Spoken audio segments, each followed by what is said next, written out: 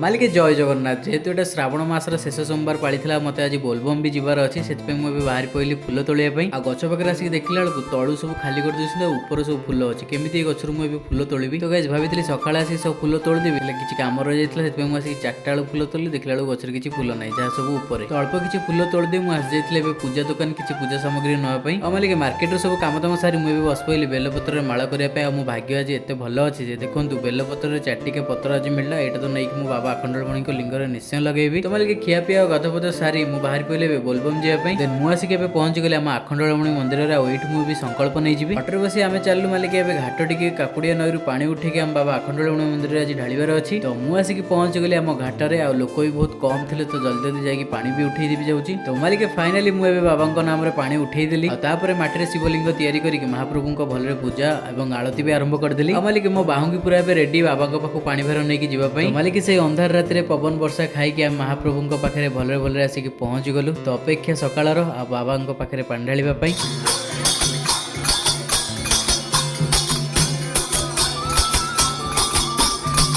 मालिक मेला टिके देखि सारा पर मु बस पइले पूरी तरकारी खाइबा पई तो फाइनली सकाळर अपेक्षार अंत घटिला और मु आसी बाबा पाखे गोटे दीपटे लगै देली सकाळु सकाळु मालिक धाडरे ठिया होई बाबा ऊपर जनक पर जणे आमे पानी ढालिबा आरंभ कर देलु तो गाइस प्रथम पाळी रे मु जाइतिली बाबा बराळ बालुकेश्वर को पाखु पानी ढालिबा पई आ शेष पाळी रे मु हम ग्राम देवता पाखु पानी ढाली श्रावण मासर शेष सोमवार आज एठी सरला तो बंचितिले मु आर वर्ष निश्चय पानी ढालिबी रहिली देखाबा गोटे नेक्स्ट वीडियो रे हर हर महादेव।